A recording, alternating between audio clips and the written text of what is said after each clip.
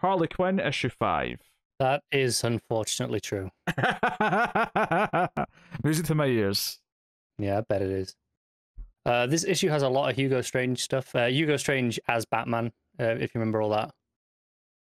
I mean, Hugo not really, Strange, you know, it was just vaguely just dressing up as Batman to like replace him. He's done that in the past. That's a part of Hugo Strange's DNA. I don't remember it in Harley Quinn specifically. I don't listen to what you're talking. I mean that in the past of Hugo Strange. If you remember that, I didn't mean if you remember that. Yeah. Well, in that case, yes, I remember that as a part of Hugo Strange's history. Yes. Yes. Very heavily reliant on that stuff. Like the first page of this is a big, massive Hugo Strange in a bat. So it's a full page splash of him jumping out, going, "I am Batman," and then having a fight with the real Batman. It's all that, with Harley narrating over the top. Right. First major complaint I have with this book is I get a bad neck reading it. It gives me a bad neck because, so here's the thing. I read it on a PC screen. It stays fixed. It's not like a page or a tablet that I can turn around. It is a fixed screen. Half of the panels sporadically are just slanted at like weird angles. And the word balloons inside those slanted panels are slanted so they seem straight to that panel, but obviously not to the page. So some of them are slanted pretty far. So I'm like tilting my head at like a 45-degree angle to read this panel. But then I'm going back the other way as well to do it, like, because it's all over the place. It's infuriating. It's constantly through the entire issue, like for no reason. This is extremely annoying, like really annoying, because it's clearly done where the panel is drawn, they letter it as its own individual layer in Photoshop or whatever program they're choosing to use. I know some of them use Photoshop. And then they just grab that whole layer and just rotate it. Whereas if you rotate it first and then letter to that appropriately, that I can read it, that would be really nice, because it's so annoying. And I just don't want a bad neck anymore. Just, yeah. Comics are injuring me now. Yeah, but anyway, the actual contents of the issue. The first, like, 5 or 6 pages is Harley, like, analyzing Strange, you know, like, from a therapy point of view sort of thing. Going, I wonder why you dress up as Batman, you know, a developmental issue. You know, is it a sexual thing? You know, just like weird things. And Hugo Strange is just, you know, getting annoyed with her, as you would expect, to the point where he like throws a desk across the room because she's pissing him off that much, and he just calls for the guards to come and take her away when she's like pissing off. She's getting so annoying. She's like, right, I need to go to the bathroom. So he gets the guards to literally drag her to the bathroom, and they're like, you know, you got 10 seconds, and she's, you know, cracking. Oh, you know, if it's only taking you 10 seconds to use the bathroom, you should talk to a doctor. And, you know, they're like, oh, we'll be watching, you know, and they're like, oh, you can come in and watch if you want. You know, just weird stuff, like, you know, Harley just cracking things. And I have to be honest, there's part of this plan that can, you know, like, seems so specific that it borders on convoluted.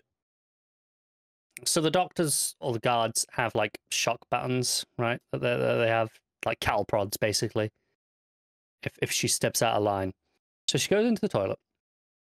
She knocks like a false tooth out that is some sort of electronic device that you don't really see what it does, but, you know, it's just, you know, it's clearly something.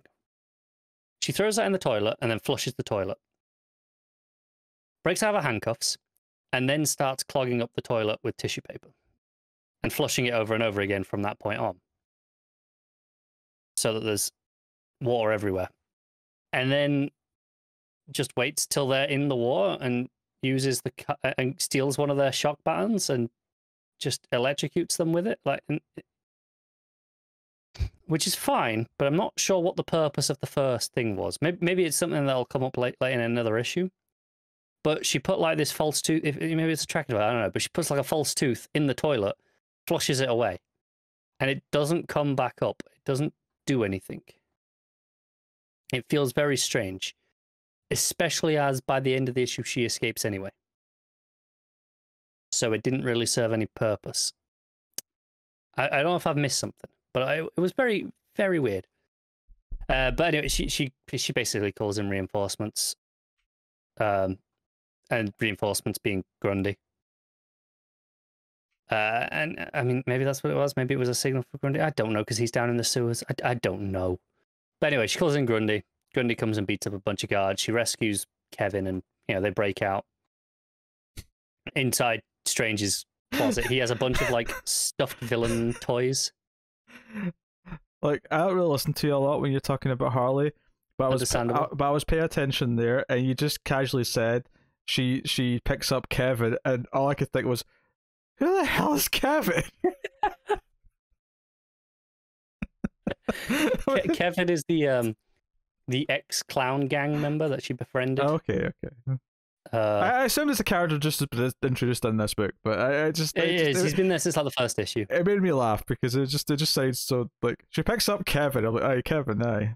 Yeah, Kevin, who is who she's here to rescue. Okay. Yeah, he's the one that Strange kidnapped to experiment on because he's an ex-clown. But yeah, for some reason, Strange has like a like shelves full of plushies of various Bat characters, mostly villains. He's got a Batman and a Robin as well, though. But there's a lot of others, and there's like a Grundy. So she takes the Grundy because that's cute.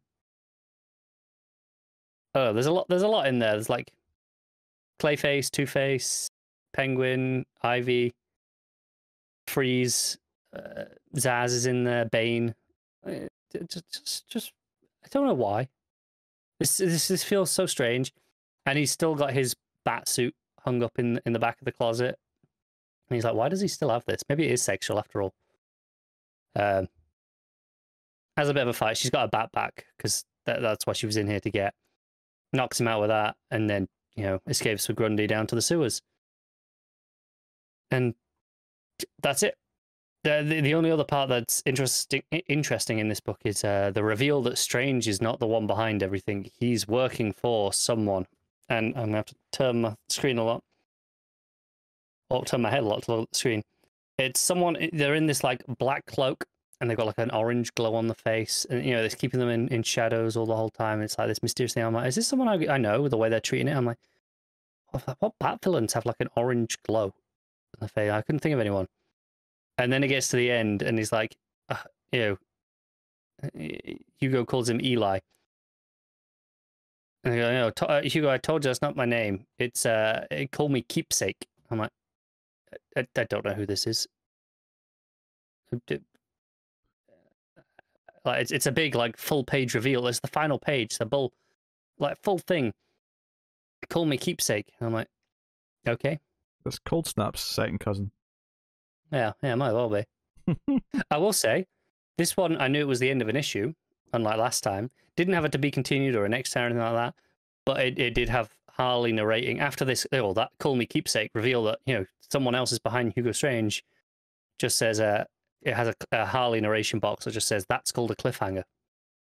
I'm like, oh, okay, I guess that's the end then. Bad issue. Bad issue. Rosmo art is obviously still ugly, still hating the layouts. Making me turn my neck this much is getting painful, and it gets worse as the issue goes on. Like it starts with, you're tilting a little bit here, a little bit there, and by the end it's like a full, like my head is almost sideways to try and read some of this stuff, but not sideways enough that I could just rotate it. And obviously, if it was a full like 90 degrees, I could just rotate the page, and that's fine. But no, not that. It's just annoying. So it's like a 3. I'm liking this Harley Quinn book less, and as it goes on, like I said, there's the odd issue, like the first issue, where I was like, oh, I really like the writing, but I despise the art. Now I don't like the writing either anymore. This is good news.